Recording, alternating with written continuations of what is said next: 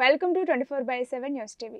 Big Boss house లో 4th week nominations జరిగాయి. ఈ నామినేషన్స్ లో ఎవరెవరు కరెక్ట్ పాయింట్స్ మాట్లాడారు, సోనియాకి ఇంకా యష్మికి పెద్ద మాటల యుద్ధమే జరిగింది. ఇందులో ఎవరు కరెక్ట్ ఎవరు రాంగ్ అనే విషయాలను ఈ రోజు మనతో పాటు డిస్కస్ చేయడానికి బిగ్ బాస్ అనలిస్ట్ పరిటాలమూర్తి గారు మనతో ఉన్నారు. ఆయన్ని అడిగి మరిన్ని విషయాలు తెలుసుకుందాం. నమస్తే సార్. నమస్తే అమ్మా. సార్ బాగున్నారా? బాగున్నా సార్. చెప్పండి, నామినేషన్స్ లో ఎవరి పాయింట్స్ కరెక్ట్ గా ఉన్నాయి? అంటే పాయింట్స్ కొంతమంది కొన్ని రకాలుగా పాయింట్స్ అనేవి ఉన్నాయి. అయితే నేను లైవ్ మొత్తం ఫాలో అయ్యాను. లైవ్ తర్వాత మళ్ళా స్ట్రీమింగ్ 1 అవర్ 1.5 అవర్ ఏదైతే ఉంటుందో అది కూడా చూసాను. అయితే ఇక్కడ యాక్చువల్గా ఒకటి చెప్తాను వ్యూవర్స్కి, ఏంటంటే లైవ్ స్టార్ట్ అయిన తర్వాత మధ్య మధ్యలో బ్రేక్స్ ఇస్తా ఉన్నాడు బిగ్ బాస్. ఒక 2 నామినేషన్ 3 నామినేషన్స్ అవగానే ఒక బ్రేక్ తర్వాత మళ్ళీ డిస్కషన్స్ పెట్టుకున్నారు వీళ్ళు. అవేమో మీకు టెలికాస్ట్లో చూపించలా. సో దాని తర్వాత మళ్ళీ ఒక 3 రావడం, నామినేట్ చేయడం, మళ్ళీ బ్రేక్ తర్వాత మళ్ళీ ఒక అగైన్ డిస్కషన్స్. సో ఈ డిస్కషన్స్లోనే రప్చర్ అయిన పాయింట్లు కూడా ఉన్నాయి కొన్ని. అయితే ఇక్కడ మెయిన్ పాయింట్స్ ఎవరెవరు పెట్టారు అంటే యాక్చువల్గా సోనియాని అయితే ఆమె గేమ్ ఎట్లా ఉంది అనేది బయటికి లాగే ప్రయత్నం చేశారు. సో అలాగే మణికంఠ డ్రామా ఏదైతే ఉందో, ఎమోషనల్ డ్రామా కానీ ఏదైతే ఉందో, ఎలా ఫ్లిప్ అవుతున్నాడు మాటలు అనేది సో బయట పెట్టే ప్రయత్నం చేశారు. సీత కూడా ఈవెన్ మణికంఠ గేమ్ని బయట పెట్టే ప్రయత్నం చేసింది. నువ్వు నాగార్జున సార్ మాట్లాడుతుంటేనే నువ్వు ఒక వాదనలాగా చేసేసుకుంటున్నావు, అక్కడ కంట్రోల్ అవట్లేదు, నా మాట కూడా వినట్లేదు. ఇది కూడా మాట్లాడింది. యాక్చువల్లీ ఇదంతా టెలికాస్ట్ చేయలేదు. సో మణికంఠ ఏదైతే గేమ్ ఉందో, నువ్వు సొమ్మసిల్లి పడిపోయావు అక్కడ.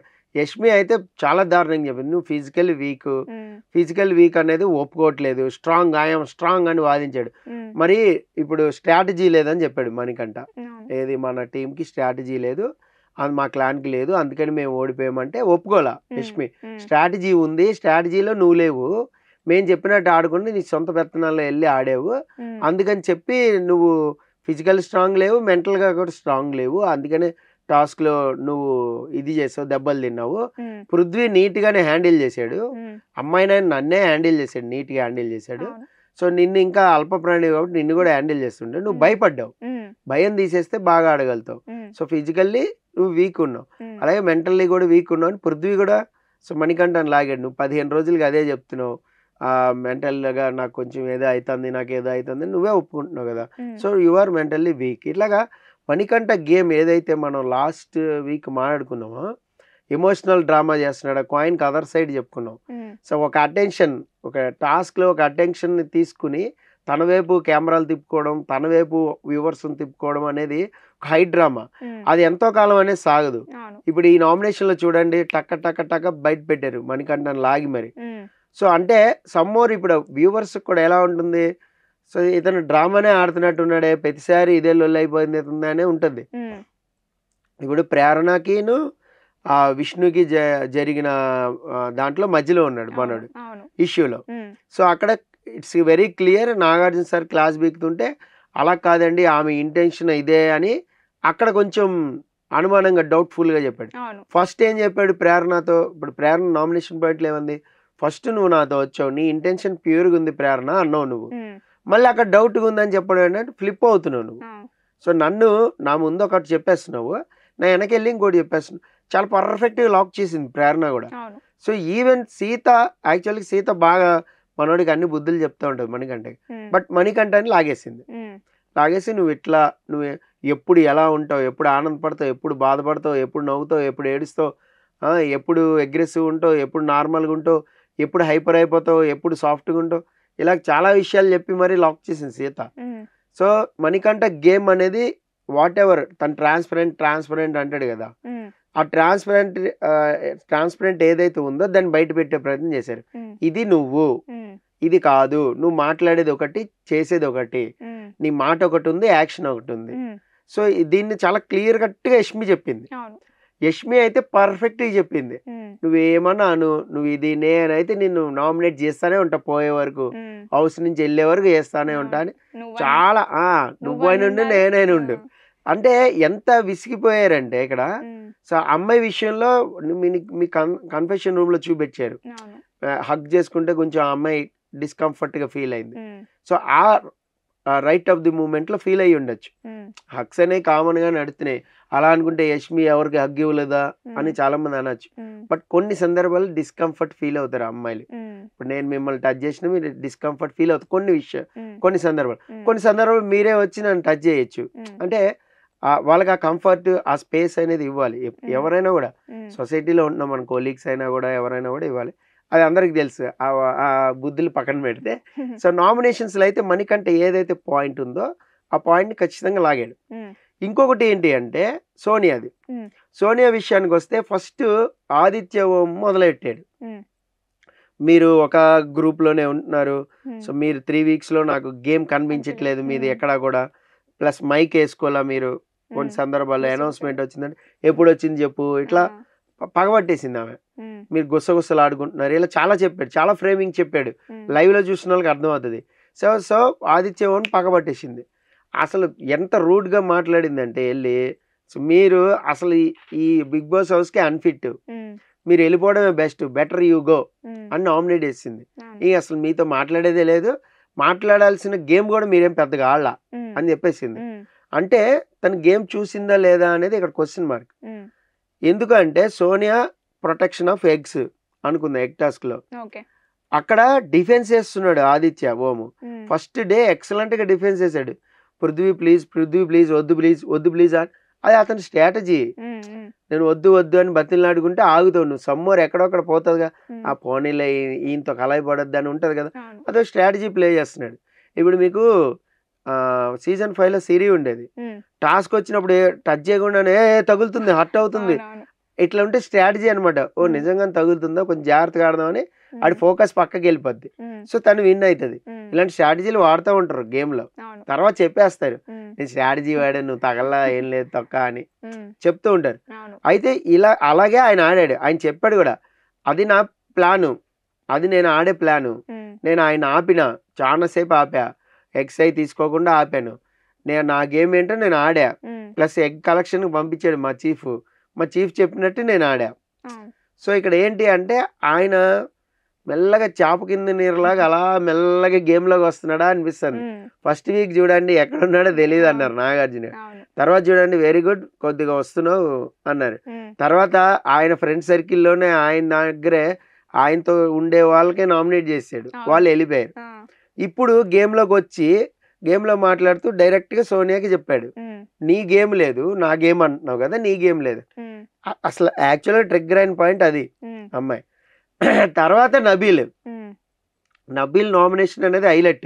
ఉమ్, ఇలా నామినేషన్ మాడుకుంటే చాలా లెంత్ వెళ్ళిపోద్ది, ఒక అరగంట వెళ్ళిపోద్ది. Okay. So Nabeel nomination highlight. Um, Nabeel చాలా క్లియర్ పిక్చర్ చెప్పాడు సోనియాకి, ఉమ్, నువ్వు సంచాలక్గా అక్కడ ఫెయిల్ అయ్యావు, ఉమ్, ఏది బెలూన్ టాస్క్లోని నీకు కన్ఫ్యూజింగ్ ఉంది, క్లారిటీ లేదు. ఉమ్, సో ఫస్ట్ ఏమన్నావు, నిఖిల్ విన్నర్ అని చెప్పేసినావు, ఉమ్, డిక్లేర్ చేసిన తర్వాత మళ్ళీ బిగ్ బాస్ కెమెరాకి ఆ టై అయినా పర్లేదు అని చెప్పడంలో నువ్వు కన్ఫ్యూజ్ అయినట్టే లెక్క. ఉమ్, నీకు చాలా క్లారిటీ ఉందనుకో, సపోజ్ అబ్బాయి లైన్ దాటి వచ్చేసాడు 2 సార్లు, అక్కడే డిస్క్వాలిఫై చేసేయాలి అబ్బాయిని, అవును. అక్కడతో గేమ్ అయిపోద్ది యాక్చువల్గా. ఉమ్, తనేమంటది, అక్కడ ఎట్లా చేస్తాను, గేమ్ ముందుకు తీసుకెళ్తాను, నేను ఉమ్, గేమ్ ముందుకు తీసుకెళ్తా, బెలూన్స్ కొడతా, చుట్టూ ఉన్న బెలూన్స్ ఎక్కడ అది నా ఇష్టం ఉమ్, సంచాలక్గా, ఉమ్, నేను ఏదైనా చేస్తా. ఓకే అక్కడ వరకు ఫైన్ అన్నాడు నబీలు, ఉమ్, మీరు ఇచ్చిన డెసిషన్ కూడా ఫైన్ అన్నాడు. నాగార్జున సార్ కూడా చెప్పారు ఫైన్ అనే చెప్పారు, సంచాలక్గా డెసిషన్ కరెక్ట్ అని చెప్పారు. అవును. కానీ తినేమంటున్నాడు, కన్ఫ్యూజ్ అయ్యా అన్నాడు. ఉమ్, అంటే నువ్వు టై అని అనుకుని ఉండాల్సింది, కన్ఫ్యూజ్ అయ్యా, ఈ పాయింట్ అర్థం కాల, ఉమ్, నేను కాదు సంచాలక్గా నువ్వు ఫెయిల్ అని రివర్స్ వచ్చింది. అవును. ఫెయిల్డ్ సంచాలక్, మిస్టర్ ఫెయిల్డ్ సంచాలక్ అని ఇట్లా ట్రిగ్గర్ చేస్తూ ఉంది. ఉమ్, సో అక్కడ ఏమవుతుంది, ఆడియన్స్ పాయింట్ ఆఫ్ వ్యూలో కానీ మనం చూసే వాళ్ళకి కానీ, మై పర్సెప్షన్ ఓన్లీ, ఓకే. మీరు వేరేగా చూడొచ్చు, నేను వేరేగా చూడొచ్చు. నాకేమనిపించింది అంటే సమ్మోర్ అక్కడ ఆన్సర్ లేదు, ఉమ్, క్లారిటీ అని చెప్పడానికి ఆన్సర్ లేదు. ఆన్సర్ లేక మనోడిని ఫెయిల్ సంచాలక్, బయాస్డ్ సంచాలక్ అని ఉమ్, నిరూపించే ప్రయత్నం చేసింది. అవును. ఈ విషయంలో పృథ్వీ కూడా మధ్యలోకి వచ్చాడు. అవును. ఏది ఆయన గట్టిగా మాట్లాడాడు ఎగ్ టాస్క్లో, సోనియా మీద గట్టిగా అరుస్తుంటే పృథ్వీ సపోర్టింగ్గా రావడం, ఉమ్, ఇక్కడ సపోర్టింగ్గా మణికంఠ రావడం, అక్కడ ఒక పెద్ద ఇష్యూ జరిగింది కదా. ఉమ్, మరి అది గేమ్ అన్నట్టే, అది ఎలా చేశాడు కదా. ఉమ్, సో అందుకని ఇది ఎలా చేశానని చెప్తున్నాడు తన పాయింట్. ఉమ్, బట్ ఇది వినట్లేదు.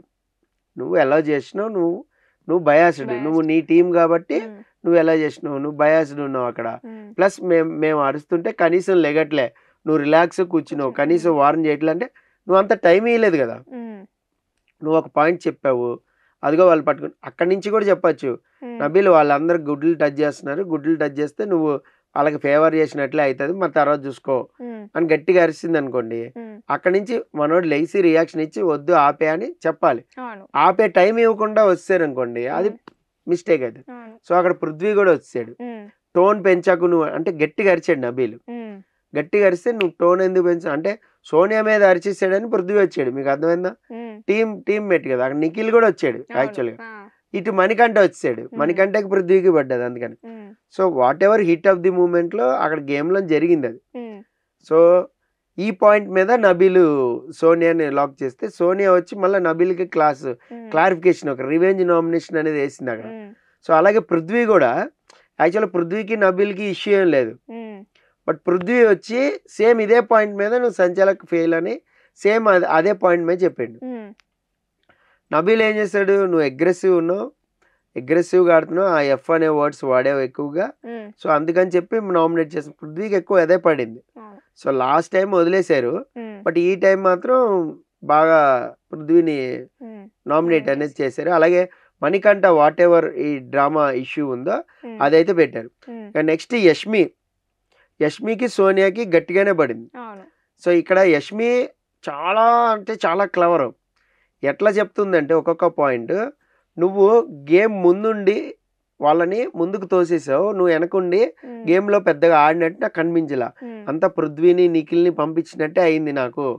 ఇక్కడ నుంచి స్టార్ట్ చేసుకుని వాళ్ళ బేస్మెంట్లతోనే నువ్వు గేమ్ ఆడుతున్నట్టుంది, నీ గేమ్గా నీ ఇండివిజువల్ గేమ్గా అయితే ఏం కనిపించట్లా, ఇలా ట్రావెల్ అవుతా వెళ్తుంది. అది ఎక్కడెక్కడికి వెళ్ళిపోయింది, ఆమె చీఫ్ గా ఉన్నప్పుడు సోనియా తన క్లాన్ లో ఉన్నప్పుడు ఆమెకి రెడ్ లో పెట్టింది, అక్కడ వరకు వెళ్ళిపోయింది.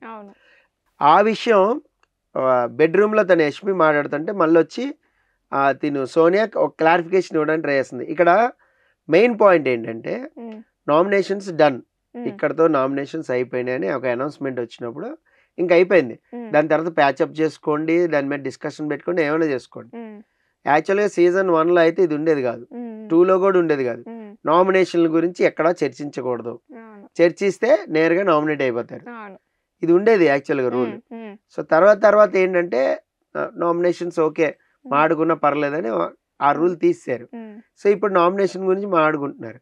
అయితే అక్కడే ఆన్ ద స్పాటే, అంటే టెలికాస్ట్ చేయలేదు, ఆన్ ద స్పాటే మీకు యష్మికి ఇంకా సోనియాకి పెద్ద వార్ అనమాట. సో మామూలుగా కాదు, అసలు కొళ్ళాయి దగ్గర లేడీస్ కొట్టుకున్నట్టే ఉంది అది. అంటే జెంట్స్ కూడా కొట్టుకుంటారు, వాళ్ళని ఎందుకు పోలుస్తాం అంటే ఊళ్ళల్లో అదొక ఇది అన్నట్టు పోలుస్తారు. సో అక్కడ నిజంగా నాగార్జున గారు అన్నట్టు పంపు దగ్గర ఆడలు కొట్టుకున్నట్టే ఉంది అన్నట్టుగానే కొట్టుకున్నారు వాళ్ళిద్దరు. తర్వాత బెడ్రూమ్ లోకి వెళ్ళిపోయి తను విష్ణుప్రియ అంది. సో చాలా మంచి పాయింట్స్ చెప్పావు, నువ్వు తెలుసా, సూపర్ పాయింట్స్ చెప్పావు అంది విష్ణుప్రియ యష్మిని. అంటే యష్మి ఇంకా చెప్తుంది, అసలు ఇంకా ఉంది, లాస్ట్ వీక్ కూడా నేను ఇదే పాయింట్ మీద నామినేట్ చేసా, వాళ్ళ ముగ్గురుతోనే ఉంటుంది, నా క్లాన్లో లేదు, అందుకనే నేను రెడ్లో పెట్టా. ఇంకా చాలా మాట్లాడుతుంటే తను వచ్చింది సోనియా లోపలికి వచ్చి, ఏంటి యష్మి నీ ప్రాబ్లం ఏంటి అనుకుంటే అక్కడ కూడా క్లారిఫికేషన్ ఇవ్వడానికి అనేది ప్రయత్నించింది. సో అసలు చాలా ఫస్ట్ దగ్గర నుంచి మాడుకుంటూ వెళ్ళిపోయారు వీళ్ళందరూ కూడా. వీళ్ళిద్దరికి మాట పెరిగి చిలికి గాలివాన అయింది అదంతా కూడా.